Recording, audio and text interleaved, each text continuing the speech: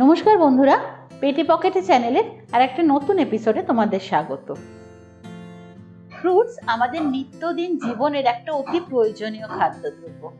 এই ফ্রুটসের মাধ্যমে আমরা অনেক কিছু নিউট্রিয়েন্ট পেয়ে থাকি, ভিটামিন পেয়ে থাকি।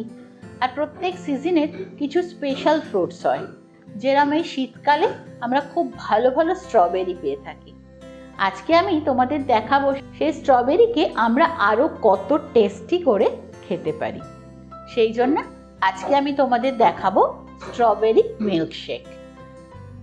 স্ট্রবেরি মিল্কশেক বানানোর জন্য আমাদের লাগছে ফ্রেশ স্ট্রবেরি, দুধ, গুঁড়ো করা চিনি, strawberry colour, strawberry essence, ice cream, whipped cream. একটা ইলেকট্রিক ব্লেন্ডারের সাহায্যে আমি স্ট্রবেরিগুলোকে ক্রাশ করে নিচ্ছি।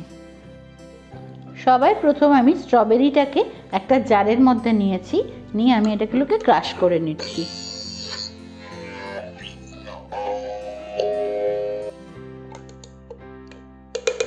দেখো বন্ধুরা, স্ট্রবেরিটা পুরো ক্রাশ হয়ে গেছে, এখন একদম পাল্পে পরিণত হয়েছে। এবার আমি আগে থেকে জাল দিয়ে ঘন করে রাখা দুধটা এর সাথে মেশাচ্ছি, আর মেশাচ্ছি 3 টিস্পুন গুঁড়ো করা চিনি।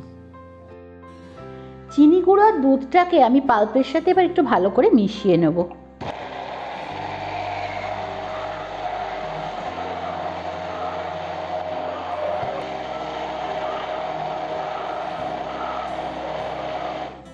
এবার আমি এই মিশ্রণটার সাথে অল্প একটু স্ট্রবেরি এসেন্স মিশিয়ে নিচ্ছি, আর অ্যাড করছি আইসক্রিম।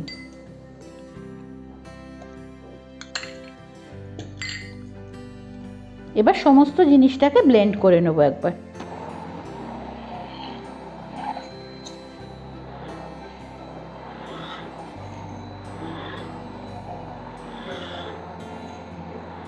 আমি এখানে চিল্ড মিল্ক ইউজ করেছি, তোমরা যদি চিল্ড মিল্ক না ইউজ করো তাহলে এর সাথে একটু আইস মিশিয়ে নেবে। এবার আমি একটা এরকম গ্লাস নিয়েছি, মিশ্রণটাকে আমি আস্তে আস্তে গ্লাসের মধ্যে ঢেলে নিচ্ছি। পুরো ফিল করব না, কারণ আমি এর উপর গার্নিশ করব হুইপড ক্রিম দিয়ে। এবার আমি একটা পাইপিং ব্যাগ নিয়েছি, যাতে হুইপড ক্রিমটা ভরে নিয়েছি, আর মুখে নিয়েছি একটা রোজ নাজল।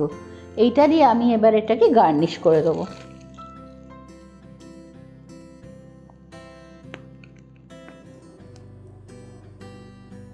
মিল্কশেকটা আমি যেহেতু ফ্রেশ স্ট্রবেরি ইউজ করে বানিয়েছি, তাই আমি এখানে কোনো রকম আর্টিফিশিয়াল কালার ইউজ করিনি, কিন্তু ডেকোরেশনের জন্য আমি ওপরে একটু হুইপড ক্রিমের মধ্যে কালার ইউজ করেছি, যাতে রোজ এফেক্টটা আসে।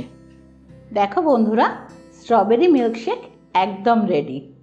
এটা তোমরা বানাবে বাড়িতে, আর অবশ্যই আমায় কমেন্ট করে জানাবে কেমন লাগলো।